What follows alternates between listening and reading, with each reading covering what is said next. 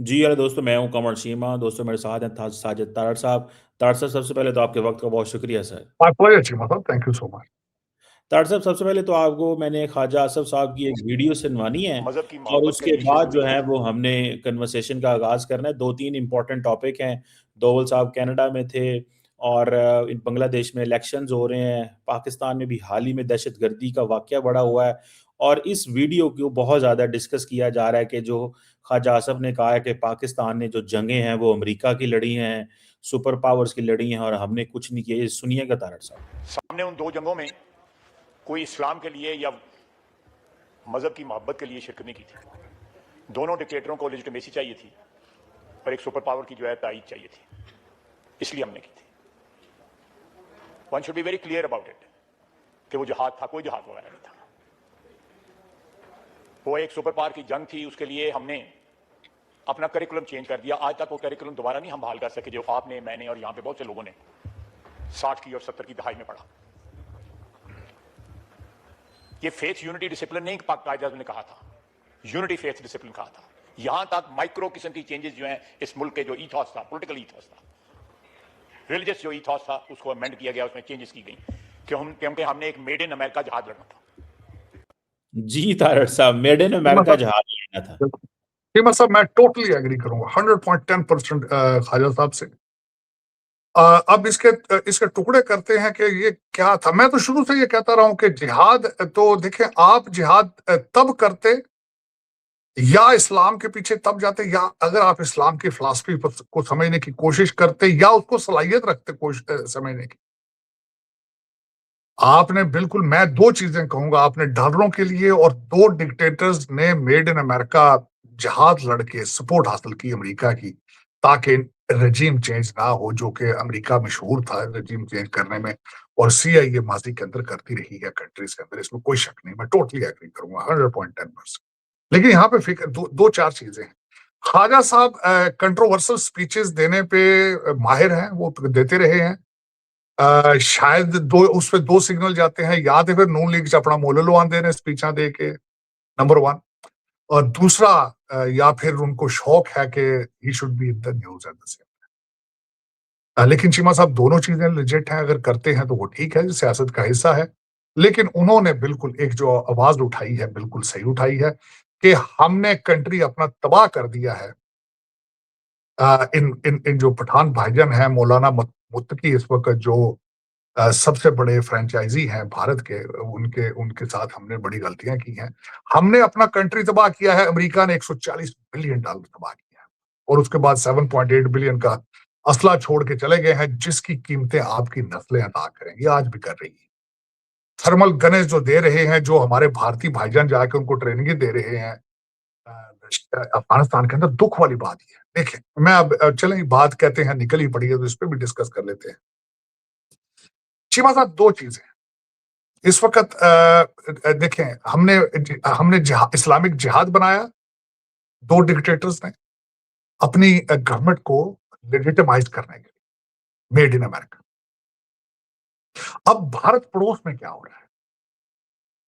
उन्होंने वोटों के लिए, हुकूमत के लिए हिंदुइज्म की कुर्बानी दे, नेशनलिज्म की कुर्बानी। अब देखिए नरेटिव क्या है। जो बीजेपी के साथ नहीं है वो हिंदू ही नहीं है, जो बीजेपी के साथ नहीं है वो देशद्रोही है, वो इंडियन ही नहीं है। माइनॉरिटीज को तो छोड़ दें, माइनॉरिटीज को छोड़ दें। माइनॉरिटीज को तो कहते हैं ना कि निकालो यहां से, इनको निकालो यहां से, या घर वापसी कर लो, हिंदू बन जाओ, या यहां से दफा हो गए पाकिस्तान चले जाओ, बांग्लादेश चले जाओ। हिंदुओं सिखों को तो वो पहले भी नहीं समझते थे, वो ट्रबल मेकर कहते थे शुरू से, आज से नहीं है, 80 साल से कह रहे हैं कि ट्रबल मेकर है। बल्कि मैं आज यहाँ कोट करना चाहूंगा, मेरे दोस्त मेरे तो भाई हैं बहुत ज्यादा। एक एक नारा था बहुत मशहूर, कहते हैं कच्चा ते कृपान भेजो इन्हों पाकिस्तान। अब मोदी साहब उस पर अमल दफल कर रहे हैं, उस पर कहते हैं भेजो इन्हों पाकिस्तान। लेकिन चीमा साहब ये क्या सोल्यूशन है? पाकिस्तान तो खैर मेरे ख्याल यू टर्न ले रहा है, जिस तरह का टूटा फूटा देख लिया है, बल्कि मैंने अपनी आंखों से देखा है कि हमारे पाकिस्तान के अंदर अब रिलीजियस हार्मनी आ रही है। दो चीजें, चीमा साहब रिसेंट क्रिसमस के ऊपर आपने आपने तो नहीं, आपने, मैं देखा है जिस तरीके से गवर्नमेंट ने इसको क्रिसमस को बनाया है, 20-20 हजार रुपया क्रिश्चियंस को दिया है, नंबर वन। दूसरा, हमारे हाफिज साहब कहते हैं जी कि जो भारत ब्लेम करता है, कभी कहते हैं मुल्ला हाफिज, कभी कोई, he spent the time, he spent his Christmas in the church. दूसरी बात, फ्लड आया, in uniform went to the Gurdwara Sahib and received the siropa from तो अब पाकिस्तान तो सारा कुछ सीख के इन दो जहादों से यूटर्न ले रहा है पड़ोस, जहां दुनिया की सबसे बड़ी झूठी जमहूरियत है। चीमा साहब एक लफ्ज यहाँ पे मैं शेयर करना चाहूंगा आपसे।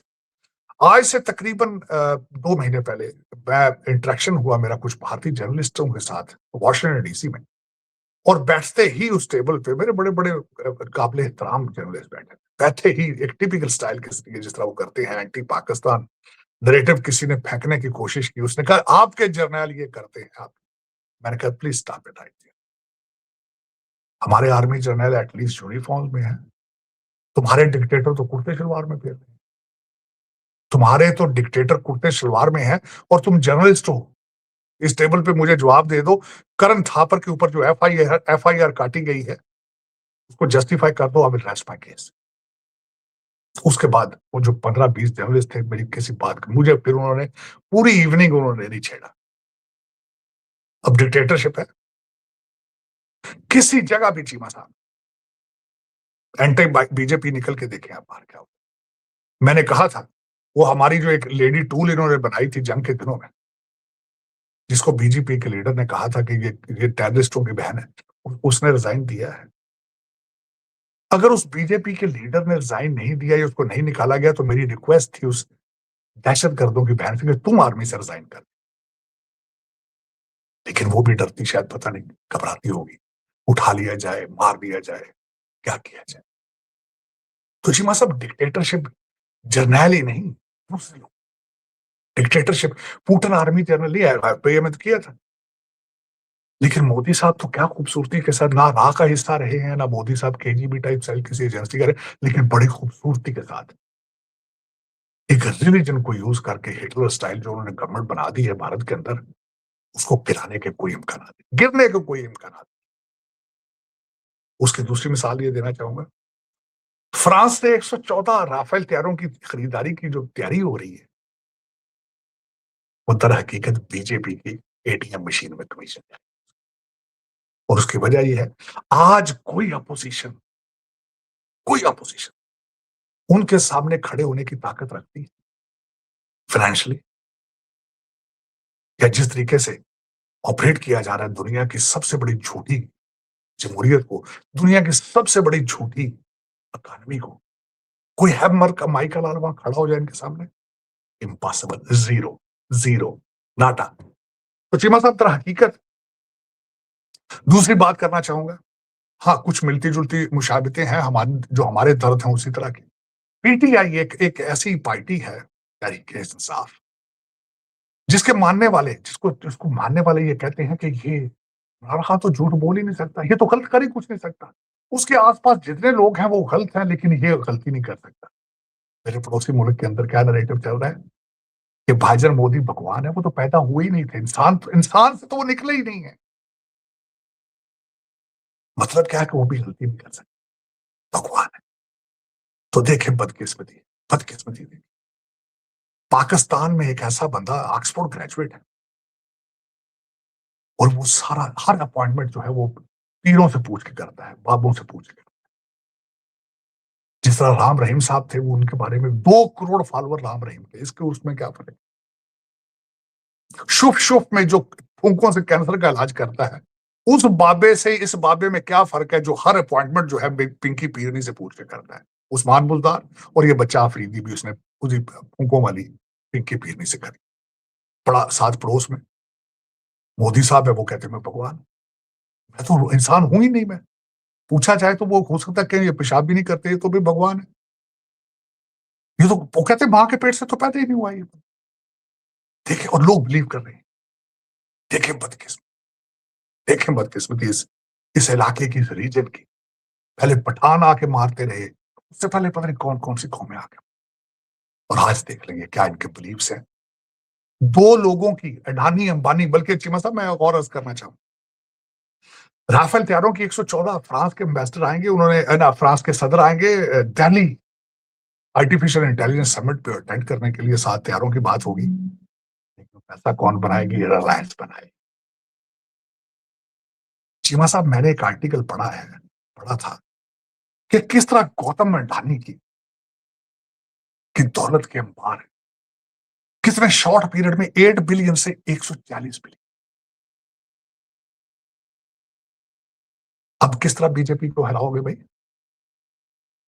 वो कुछ करें ना करें, करना तो क्या है, उन्होंने छोड़ी इस बात को, लेकिन किस तरह की जमहूरियत है जहां पे अपोजिशन इस काबिल न छोड़ी जाए तो आपके मुकाबले में आ सके, एफआईआर के जरिए, केसों के जरिए या दौलत के जोर पर। ये किस तरह की जमहूरियत? क्या आप इसको जमहूरियत मानेंगे? मैं तो नहीं मान सकता। दूसरा, खैर मैं एक और यहां पे बात करना चाहूंगा, जमहूरियत जहां से शुरू हुई थी वहां पे भी चल रही हो। मैं मिसाल अमेरिका की देना चाहूंगा। खैर जमहूरियत वहां से तो नहीं शुरू हुई थी, यूके से शुरू हुई थी। ह्यूमन राइट्स के साथ किंग जेम्स पीरियड में जब वो ह्यूमन राइट्स की चीजें हुई थी उसके साथ हुआ था, लेकिन अल्टीमेटली 250 साल की हिस्ट्री। अब तो वहां पे नहीं जमहूरियत चल रही। इन्होंने क्या जमहूरियत चलानी है जहां लोगों के पास तालीम ही नहीं है, जहां लोगों के पास तालीम ही नहीं है। 2 लोगों की दौलत को कहते हैं कि हमारी इकॉनमी बहुत से बड़ी है, बहुत बड़ी। और झूठी जमहूरियत है जो कि डिक्टेटरशिप से भी वर्स्ट है इस वक्त। टोटल हिटलर स्टाइल गवर्नमेंट है। टोटल अगर देखा जाए तो आरएसएस हिटलर की रिसर्च से ही आगे बनाई गई थी। तो आप देखें आगे चल के इस पे क्या होता है चीमा साहब। लेकिन अफसोस की बात यह कि मुश्तरक चीजें क्या है इस वक्त, जो एक ट्राइका बन चुका है भारत का, पठान भाईजान जो है जिन्होंने सोमनाथ का मंदिर गिराया था उनका, और इजराइल का इस वक्त, क्योंकि उन्होंने चुन चुन के वो सारे कंट्री ऑलमोस्ट खत्म कर दिए जो एंटा इजराइल थे। अब पीछे ईरान बचा है, उसके बाद पाकिस्तान की बारी आएगी शायद। लेकिन मैं ये समझता हूं कि अभी तो हमारे पास जो हमारी जो लीडरशिप है, खासकर मिलिट्री लीडरशिप, वो डू और डाई पे बिलीव करती है, और this is how you run the country. और मेरी जो मुशाहिदा, मेरी हिस्ट्री है माजी के अंदर, जो भी कौमें खुद अपने पांव पे खड़े होकर दलेराना फैसले करते हैं उनके ऊपर सुपर पांच हमले नहीं करती। ईरान उसकी मिसाल मौजूद, नॉर्थ कोरिया की मिसाल, कितना खुल के वो क्रीज से बाहर निकल के खेलते हैं। आज तक किसी ने हमले की जरूरत की वहां पे। बल्कि सबसे बड़ी बात है, मुझे वो एक लीडर बोल रहे हैं, उन्होंने कहा अमेरिका की दोस्ती भी खतरनाक है, दुश्मनी भी खतरनाक। तो चले सीमा साहब, अब अगर हमारे फील्ड मार्शल साहब सीट पर हैं तो मेरे ख्याल में मेरा नहीं ख्याल कि कोई जरूरत करेगा इस तरह की, क्योंकि कोशिश की जा रही है, नई डेवलपमेंट आ चुकी है चीमा साहब। बीबी नेतन्याहू जो है वाशिंगटन डीसी मार-आ-लागो जाएंगे मिलने के लिए। 1 हफ्ता पहले उनकी मीटिंग 18 को होनी थी, 1 हफ्ता पहले जा चुके हैं अमेरिका के ऊपर प्रेशर डालने के लिए कि ईरान के ऊपर हमला। अब देखें कि वो इस पे रिस्क, डोनाल्ड ट्रंप साहब इतना बड़ा रिस्क ले पाएंगे कि पूरी दुनिया एक तरफ और बीबी नेतन्याहू एक तरफ है, तो उसमें डोनाल्ड ट्रंप साहब क्या फैसला देते हैं? बहुत बड़ा चैलेंज उनके लिए भी सामने खड़ा है। डॉक्टर साहब, पाकिस्तान के अंदर एक थोड़ा मैं आपको चाहता हूँ जरा इस पे भी कमेंट करें। पाकिस्तान के अंदर इस वक्त बड़ी बहस हो रही है कि पाकिस्तान को बोर्ड ऑफ पीस के लिए इनवाइट किया गया है, और सुनने में आया कि शायद प्राइम मिनिस्टर जा रहे हैं और साथ फील्ड मार्शल भी जा रहे हैं। मेरी इतला मुझे आज पता चला है कि शायद फील्ड मार्शल और प्राइम मिनिस्टर को ट्रंप साहब बुला रहे हैं और उनकी मीटिंग भी हो रही है on the sidelines of this board of peace के। आप तारड़ साहब कैसे देखते हैं कि कहीं पाकिस्तान में ये लोग भी कह रहे हैं वो भाईजान उधर नेतन्याहू भी टेबल पे बैठा होगा, इधर शहबाज शरीफ साहब बैठे होंगे, तो ये क्या ऑप्टिक्स होंगे, जिंदगी में पहली दफा इस तरह की चीजें हैं। और ये बोर्ड ऑफ पीस, इंडिया ने तारड़ साहब बोर्ड ऑफ पीस नहीं ज्वाइन किया, उसकी वजह ये समझी जा रही है कि वो समझते हैं कि कश्मीर को ना बीच में डिस्कस कर लें, और वो कश्मीर का एजेंडा हमने यूएन में तो रिजेक्ट कर दिया या वहां पे वो नहीं चलने दे रहे, तो हम बोर्ड ऑफ पीस में वो ज्वाइन नहीं कर रहे बिकॉज वो डर रहे हैं कि कश्मीर बीच में आ जाएगा। आप कैसे देखते हैं ये सिनेरियो कि पाकिस्तान, इजराइल भी बैठा हो और ट्रंप साहब के साथ सेपरेट मीटिंग, और इंडिया का बोर्ड ऑफ पीस को नॉन ज्वाइन करना बिकॉज उनको पता है कि मसला बन सकता है? जी, ये मतलब मेरे ख्याल पाकिस्तान को पीस ऑफ बोर्ड ज्वाइन करना चाहिए, और खासकर कर लिया है उन्होंने जो कि, और फिर उसके बाद वाशिंगटन डीसी भी जाना चाहिए। इन्होंने अपने इंटरेस्ट को डिस्कस करना है, बीबी नेतन्याहू ने अपने इंटरेस्ट को डिस्कस करना है। जिन लोगों की बात आप कर रहे हैं, अब उन लोगों की औकात सुन ले। एक तो वो पार्टी के अंदर इंतशार जारी है, लड़ रही है, बीबी हलीमा लड़ रही है, पिंकी पीरनी का दूसरा ग्रुप है, एक दूसरे के कपड़े फाड़ने की कोशिश की जा रही है, नंबर 1। और दूसरा देखें उनका स्टैंडर्ड ये है कि 8 फरवरी के ऊपर भी लड़ रहे हैं एक दूसरे के साथ, और फिर बसंत के ऊपर भी लड़े हैं अपने एक दूसरे के साथ। बल्कि मैं ट्वीट करने की कोशिश कर रहा था जिसमें मेरे पास तस्वीर पहुंची थी, बीबी हलीमा के बच्चे जो हैं वो लाहौर के अंदर किस तरह गुड्डे उड़ा रहे थे, बसंत मना रहे थे, लेकिन पार्टी सारी की सारी बसंत को क्रिटिसाइज कर रही थी कि इन्हें इस्लामाबाद के मस्जिद की लाशें नजर नहीं आ रही। तो उन लोगों की बात पे मेरे ख्याल में कि ये करना कि ये क्या कहेंगे कि हम पीस, बल्कि आपको मैं ये भी बताना चाहूंगा कि ये जो इस पार्टी के आवारा बच्चे जो यूट्यूबर बाहर बैठे हैं पैसा बना रहे हैं, वो तो यहां तक कहना शुरू कर दिया उन्होंने कि ये पीस ऑफ बोर्ड में जाना इस तरह इसराइल को तस्लीम करना और पाकिस्तान इसराइल को तस्लीम करने जा रहा है। हालांकि ऐसी कोई बात नहीं है, लेकिन उनका दिन में 3-3 दफा बयानिया उनका तब्दील होता है। अफसोस के साथ मैं ये कहूँ, ये जो फूंकों वालों की पार्टी है, ये मुर्शिदैन की मुर्शिद जो इनके सारे पराठिए हैं सारे इनके, लेकिन अब वो समझते हैं कि पाकिस्तान बोर्ड में चला गया तब भी इन्होंने क्रिटिसाइज करना, ना जाता फिर भी क्रिटिसाइज करना, वॉशिंगटन डीसी चले जाएं तब भी क्रिटिसाइज करेंगे, अगर ना जाएं तब भी करेंगे। वो जिस तरह मैंने कह दिया था कि जी इमरान खान तो जी गलती कर ही नहीं सकता ना, वो तो डायरेक्ट उसकी बात है ऊपर, अल्लाह ताला माफी दे, नाउज़ बिल्लाह, कहते हैं तो वही आ रही है। जिस तरह कहते हैं भगवान है वो, तो इन लोगों किस कौन इनकी सुनेगा बात? जो जी शऊर लोग हैं वो तो इनकी बात नहीं सुन रहे हैं। हाँ, सुनते कौन है? जो पहले ही फूकों वालों के मुरीद है। ठीक है ना, फूकों वाला जो बाबा था, जो अब यूके में बैठ के फूकों से कैंसर का इलाज करता है, उसकी बहुत बड़ी फॉलोअरशिप थी। उसकी तो पाकिस्तान के अंदर बहुत, उसको पाकिस्तान से आपने निकाला है, उसने यूके में उससे बड़ा जाके कॉम्प्लेक्स बना लिया है। मैं अफसोस के साथ कहूंगा वो सारे, और फिर ये उन्हीं मुल्कों में जाते हैं जहां पे आज भी, आपकी इतला के लिए अर्ज है, कनाडा, अमेरिका और ऑस्ट्रेलिया के पाकिस्तानी न्यूज़पेपर्स के अंदर आज भी बंगाली बाबा के इश्तिहार आते हैं। बाबा बंगाली फोन के ऊपर उनके इलाज कर रहे हैं, फोन पे। कभी सोच सकते हैं आप कि न्यूयॉर्क की पाकिस्तानी अखबारों में बाबा बंगाली जो है वो ताबीज बेच रहा है, और हमारी बहनें और भाई जो हैं, जिनको आप कहते हैं अमेरिकन डायस्पोरा, उसके क्लाइंट हैं सारे। सोच सकते हैं आप? तो चीमा साहब, इनको अगर आपने सोच के चलना है और कंट्री के फैसले करने हैं तो फिर तुसी सुलह ही कर लो तो बेहतर। अब मैं लतीफा भी सुना देता हूँ। इस तरह था कि सेकंड वर्ल्ड वॉर में किसी मरासी के घर में जब भर्ती शुरू हुई तो वो कुछ गए गोरे या जो कोई उनके तरफ पुत्र जवान है, तो तुम इसको फौज में भेज दो, हमने हिटलर का मुकाबला करना है, जैपनीज सोल्जर्स आ गए बर्मा तक, तो इनका सामना करना है। तो वो मरासी ने कहा था, उन्होंने कहा, सर माय लॉर्ड, अगर गल मेरे पुत्र तक आ गई तो तुझे सुलह ही कर। अगर तुसी ये जो चंद आवारा भगौड़े यूट्यूबर हैं, अगर इनकी नैरेटिव को इससे डरते, आपने नेशनल इंटरेस्ट के फैसले करने, तो फिर तुझे सुलह ही कर लो मेरे ख्याल।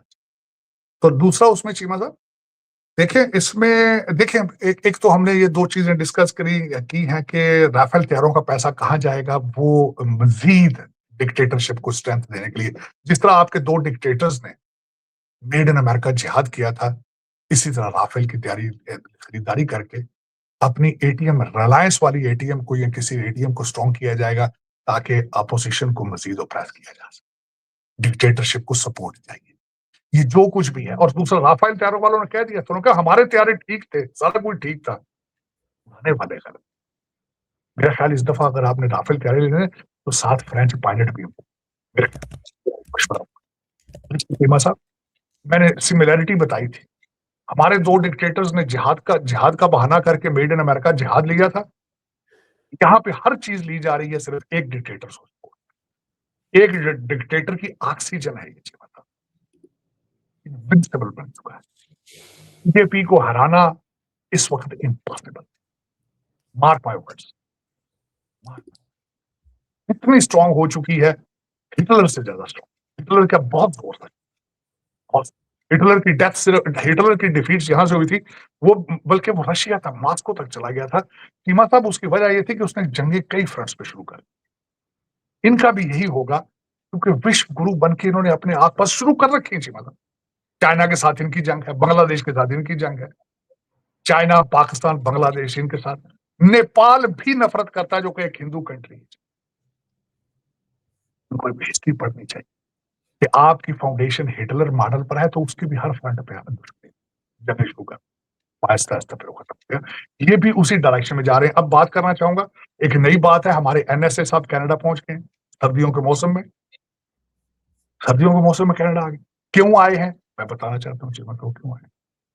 अब ये देखें कि ट्रूडो पीरियड के अंदर इनके साथ हालात क्या थे। जी। फाइव आई ने क्या रिपोर्टें दी थी कि इन्होंने घुस के अंदर सिखों को मारते रहे, चाहे न्यूयॉर्क था या चाहे वो कनाडा। अब मैं ये पूछना ये चाहता हूँ, खासकर एनएसए से तो कर मैंने क्या पूछना है, तो बहुत ज़ईफ है वो, तो एज बहुत ज्यादा है। और खासकर मैंने पहले बड़ा एहतराम करता था जिस दिन से उन्होंने कहा था कि हमने सोमनाथ मंदिर के, जब उनका नॉलेज इतना कम, वो कहते थे मुसलमानों से, पाकिस्तान से हमने सोमनाथ मंदिर के बदले ले, जब उनको यही नहीं पता कि सोमनाथ के मंदिर तो भाई मुल्ला मुत्तकी के दादे ने गिराए थे। तो आपका एक हफ्ता मेहमान रहा है, अगर आपकी हिस्ट्री में नॉलेज इतना कमजोर है तो मैं आपसे किस तरह इंप्रेस हो जाऊं, किस तरह कहूं कि आप भारत के लिए अच्छे। फिर उसके बाद जब मैंने उनके बच्चों की हिस्ट्री पढ़ता हूं कि किस किस्म के इन्वेस्टमेंट फंड जो है वो ऑफशोर कंपनियां यहां पे कैरेबियन में मैनेज कर रही है, तो मैं सारा समझ गया था कि भाई ये तो स्टोरी है कुछ और। चले, लेकिन उससे आगे चलते हैं। अब कनाडा से रिलेशनशिप भारत कहता है बढ़ा लेंगे, बाप की मर्जी के बगैर। कनाडा अमेरिका का बच्चा है, कैसे चले जाएंगे आप? हाँ, आपने वादा किया है कि हम रशिया से अब तेल नहीं लेंगे। भारत का हर इस वक्त जो गोदी मीडिया है वो बार बार कहता है डोनाल्ड ट्रंप कदमों में, डोनाल्ड ट्रंप गिर गया है, पाकिस्तान गिर गया है, पाकिस्तान रगड़े नाक से लकीरें निकाल रहा है क्रिकेट खेलने के लिए। देखें जरा, मैंने चीमा साहब इनका मीडिया देखना ही शुरू कर बंद कर दिया। उसकी वजह ये, सारे के सारे स्टेरॉइड्स पर हैं और सारे के सारे पेरोल पर हैं, सारे के सारे पेरोल, गवर्नमेंट की पेरोल पे। कोई वहां पे मीडिया इसको कौन कहता है? ये तो एक प्रोपेगेंडा मशीनरी है जी। कुछ मेरे भाई तो पता नहीं, या तो काफी ज्यादा पी कर आते हैं, कांप रहे होते हैं, कुछ है मेरे ख्याल स्टेरॉइड्स पे, कुछ नशों पे हो सकता है, क्योंकि उनके हालात ना, उनकी जबान साथ दे रही होती है ना गुस्से में, या पता नहीं क्या होता है। इसको मीडिया नहीं कहा जा सकता, प्रोपेगेंडा मशीन कहा जा सकता। हिटलर के दौर में इस तरह की प्रोपेगेंडा मशीन, बल्कि हिटलर अपने दुश्मनों को बच्चों के हवाले कर देता था जो उनके खिलाफ प्रोपेगेंडा करते। तो मुझे बच्चे लगते हैं, हिटलर के बच्चे लगते हैं कई, जो कि मुसलसल चीख चीख एंटी पाकिस्तान और एंटी इस्लाम सारा दिन अपना बदला लेने की कोशिश करते हैं। हालांकि सोमनाथ का मंदिर अगर इस तरह बदला लेना है, या अफगानिस्तान पे हमला करो या फिर पाकिस्तान पे चढ़ दौड़ो, ये करना है, लेकिन ये वोटों की इतनी कुर्बानी दे नहीं पाएंगे। 10 मई के बाद इन्हें पता चल चुका है कि कन्वेंशनल वार पाकिस्तान, दूसरी साइड पे फील्ड मार्शल है, ना याहिया खान है ना चौधरी बाजवा है। वो कहता है हम गए तो आधी दुनिया साथ लेके जाए। तीसरी बात, उसने कहा था बॉर्डर पे नहीं बातें हो, पहले सिखों वाले बॉर्डर पे लड़ाई छेड़ देते हो या कश्मीरियों के बॉर्डर पे। इस दफा उसने कहा नहीं, नर्व सिस्टम से अटैक शुरू। सिखों वाले बॉर्डर की भी दर्द नहीं होती है आपको, चाहे जो कुछ हो जाए वहां, कश्मीरी मरते जाए आपको कोई दर्द नहीं। अब वो कहते हैं दर्द वाली जगह से हो गए। ये मेरी स्टेटमेंट नहीं, ISPR की स्टेटमेंट है। चले, अब पसंद अपनी अपनी, नसीब अपना अपना, इनको चाहिए कुछ करें। NS से वहां इन्होंने सिर्फ टिकट खर्च की है जाने की, वहां कुछ शायद हो सकता है कामकाज हो इनको, क्योंकि प्रॉपर्टी की चीजें बहुत है इनके आसपास, सारे इंटरनेशनल लेवल बच्चे जो यहाँ अमेरिका में रहते हैं। लेकिन कनाडा के साथ रिलेशनशिप भाईजान अमेरिका की मर्जी के बगैर नहीं चला पाए, बहुत मुश्किल उनके लिए मुश्किल होगा। आपने देखा नहीं होगा कि वो चाइना गए हैं भाईजान, जो कनाडा वाले हैं, तो वहां से गाड़ियां इलेक्ट्रिक ले आए हैं चाइना से, और अपनी पीनियां बढ़ा रहे हैं। जिस दिन हमारे भाईजान ट्रंप की नजर पड़ गई तो ये फारग हो जाएगा। फारग होने से मुराद ये है सब्सिडी पे चल रहे हैं, अमेरिकन टैक्स पेयर पे पड़ रहे हैं कनेडी। सब्सिडीज चीजें रोक दी, ये 3 वक्त का खाना, यही कनाडा है।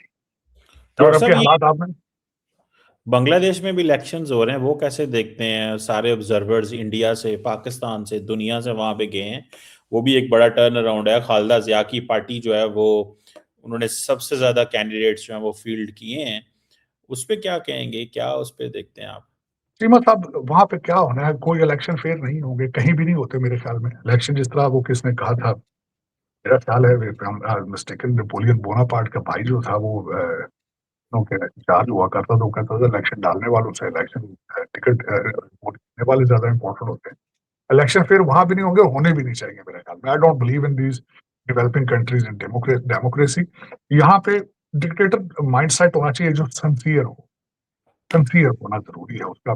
मैं पॉलिटिकल साइंस का स्टूडेंट हूँ, डिफरेंट सिस्टम्स ऑफ गवर्नमेंट मैंने पढ़े हैं। तो डेवलपिंग कंट्री जहाँ पे लोग अनपढ़ हो, जिनकी तालीम ना हो, जहाँ भूख ना हो, करप्शन हो, वहां सिर्फ और सिर्फ एक सोल्यूशन, दो सोल्यूशन है। मैं नहीं कह रहा पॉलिटिकल साइंस की किताबें पढ़े, वो कहते हैं या सिंसियर डिक्टेटरशिप या सिंसियर किंगशिप। मैं जिस कंट्री में आज बैठा हूँ चीमा साहब, यहाँ मैं देख रहा हूँ, मैं I am sitting in Dubai right. Cheema साहब इस कंट्री के अंदर माना कानून बच्चियां यहाँ पे 3-3 बजे सड़कों, आप अपना बैग जहां मर्जी छोड़ के चले जाएंगे। यहाँ पे कोई पीटीआई का लौंडा लपाड़ा सड़क पे नहीं निकलता। चीमा साहब यहाँ कोई बीजेपी का वर्कर चर्च के अंदर जाके चर्च जला नहीं सकता। चीमा साहब मैंने एक ट्वीट की थी, पिक्चर मेरा दिल टूट गया था कि किसी ने पकड़ के गाय का गोबर एक एक, एक, एक जो प्रीचर था उसके मुंह में, तो ऊपर से कईयों ने चढ़ के कहते थे नारा लगाओ जय श्री राम। यहां नहीं हो सकता। मैं चीमा साहब सारी जिंदगी पॉलिटिकल साइंस पढ़ता रहा हूं और अमेरिका जब गया था, मेरी फंडामेंटल रीजन भी यही थी, फंडामेंटल राइट्स, कॉन्स्टिट्यूशनल राइट्स।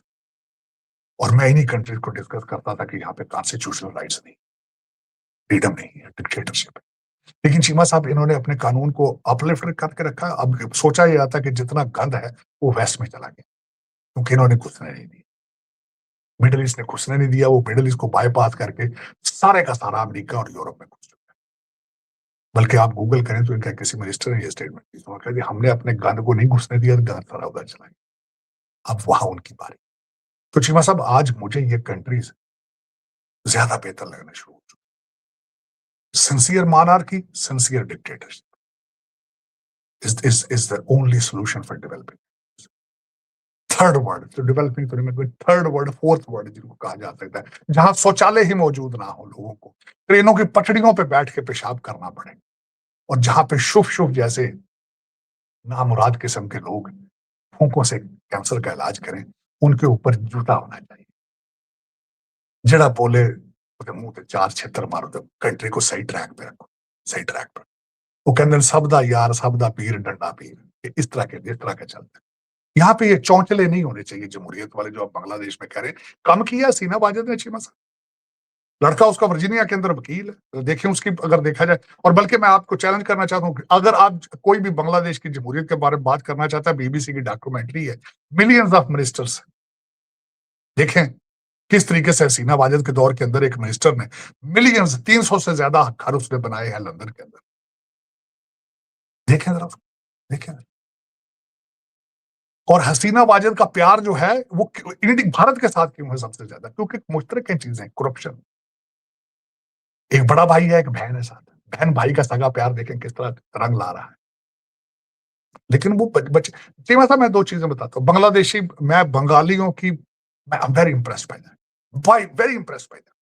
वो सुधर जाएंगे, ठीक हो जाएंगे, वो ट्रैक पे चले जाएंगे। पहले भी ट्रैक पे थे, काटन में बहुत आगे जा चुके थे। क्यों थे? क्योंकि कौम है, बड़ी स्ट्रॉन्ग कौम है। मंगल पांडे कौन था? चीमा साहब बंगाली था। सराजुद्दौला कौन था? बंगाली। मुस्लिम लीग कहां बनी थी? बंगाल में बनी। They are very educated. Tagore कौन था? बंगाली, बहुत तालीम याफ्ता, सेंसिटिव। बल्कि सबसे बड़ी बात करना चाहूंगा चीमा साहब, जब इस्लामाबाद में बंगाली मेंबर पार्लियामेंट आते थे, कहते धोतियों और चप्पलों में आते थे, जो धोतियों, और वो ठीक हो जाएंगे। मुझे फिक्र आपकी है, क्योंकि टीटीपी को आपके अंदर से सपोर्ट हासिल, और आप अभी तक हार्ड स्टेट कहने को कह रहे हैं लेकिन बने नहीं। आपको सख्त फैसले करने होंगे, गवर्नेंस इंप्रूव करनी होगी, करप्शन को रोकना। बड़ी बड़ी लंबी दिहाड़ियां लग रही हैं, बड़ी बड़ी। और जेनजी सारा दिन देखती है। खैर आपकी तो जेनजी आंखों से अंधी, कानों से बहरी है। आपकी जेनजी सारी तो हुको वाला मुर्शिद चाहती है कि आए और मुखलात पाकिस्तान को ठीक करें। उनको आर्टिफिशियल इंटेलिजेंस ना पढ़नी पड़े, वकलात आए, जिनात आए, और इकानमी भी ठीक हो जाए और सारा कुछ ठीक हो जाए। जी मैं सब यहाँ पे एक और करना चाहूंगा। मुझे याद आया जब मैं पहले पढ़ रहा था कि हमारे फ्रेंच प्रेसिडेंट जा रहे हैं न्यू दिल्ली में एआई समिट में। पाकिस्तान के अंदर भी एक एआई समिट हो रही है जिसको कहा जा रहा है इंडस एआई समिट। मैं बड़ा खुश हुआ उसको देख के। हर शहर में होगा, उसका उसका समिट होगा। लोगों को बताया जाएगा कि आके देखो पूरा वीक आर्टिफिशियल इंटेलिजेंस आने वाले दिनों में आपके दिन किस तरह तब्दील करें। हम तो प्लीज, मरियम नवाज का ये मंसूबा है और मैं उसका सबसे बड़ा खुश हूँ। पहले भी उसने सुथरा पंजाब का जो कॉन्सेप्ट था ब्रादिन से लिया था, मैं उससे बड़ा खुश था। होना चाहिए, एटलीस्ट परफॉर्म कर रही है, बजाय कि एक बेबी सीएम जिसको एक हमारी पिंकी पीरनी ने बनाया, वो सारा दिन जाके उसकी पहली ड्यूटी क्या है, अडियाला जेल के सामने बैठना। तो आए उसके पास, कहते हैं हाँ, कहते हैं हमने बनाया कुछ नहीं है, कौम को शऊर दिया है, ये उनका स्लोगन। कैसे लौट के खा गए, शऊर दे दिया। चले इस शऊर के साथ जिंदा रहे, खा ले। मेरे ख्याल में चाहिए केपीके के लोगों को इस शऊर का नाश्ता किया करें, रात को डिनर शऊर से किया करें अगर हो सके, क्योंकि शऊर जो है उससे इकॉनमी नहीं होती, शऊर से आप करप्शन नहीं रोक, आप कोस्तान स्कैंडल का जवाब नहीं दे पाए लोग, और आज भी केपीके के अंदर करप्शन की दास्तानें हैं, बल्कि हमारे आईएसपीआर वाले चीखते हैं कि आपके सियासतदान जो है स्मगलिंग में इन्वॉल्व है, आप जवाब नहीं दे पाए इनका। देखिए हम आने वाले दिन क्या लेकर आते हैं, लेकिन चीमा साहब आपके रीजन के अंदर जिस तरीके से पाकिस्तान को दहशतगर्दी का सामना है, इस्लामाबाद और बलूचिस्तान, सारा बलूचिस्तान में तो इसका क्लैरिफाइड है कि भारत सारा उसमें इन्वॉल्व है, क्योंकि सारे ये उन्हीं के बच्चे हैं, और इस वक्त तालिबान जो है वो भी उन्हीं के बच्चे हैं। डॉलर वहां खुले लग रहे हैं, चलाए जा रहे हैं। दुख के साथ कहूंगा, दुख के साथ चीमा साहब, भारत के डिफेंस बजट के अंदर अफगानिस्तान का बजट होना क्या सिग्निफाई करता है? डिफेंस बजट के अंदर अफगानिस्तान के लिए आपने प्रोजेक्ट जो है उसका हिस्सा बना दिए। कोई पूछने वाला है उनको भारत में कि भारत में गुर्बत कितनी है, और आप डिफेंस बजट के अंदर अफगानिस्तान का हिस्सा रख के बैठे? करे ना चैलेंज को, बता है माइकल आल इस वक्त भारत से आवाज निकाले, फिर कहते हैं नहीं, biggest on the planet, keep it to yourself, keep it. बिल्कुल ठीक है दरार साहब। देखते हैं, एक तो ख्वाजा आसिफ साहब ने बात की, क्या अब राफेल वाले आते हैं भाईजान, वो क्या करते हैं, और बांग्लादेश में क्या होता है। आप कह रहे हैं कि ऑनेस्ट, सिंसियर, डेडिकेटेड डिक्टेटरशिप होनी चाहिए, अथॉरिटेरियनिज्म होनी चाहिए, जिससे आप बहुत सारी चीज़ें जो हैं वो कर सकते हैं, और पाकिस्तान को भी एक्चुअली हार्ड स्टेट बनना होगा। बात जो है वो ताकि ये टीटीपी और बीएलए और ये जो इस तरह के लोग हैं जो पीटीआई सीमा सब बोल रहे हो, पीटीआई जो इस तरह के लोग हैं वो डिस्टर्बेंस ना क्रिएट कर सके। Thank you very much Sajid Tarar साहब, sir always pleasure talking to you. Pakistan हमेशा जिंदाबाद। थैंक यू सर, जिंदाबाद।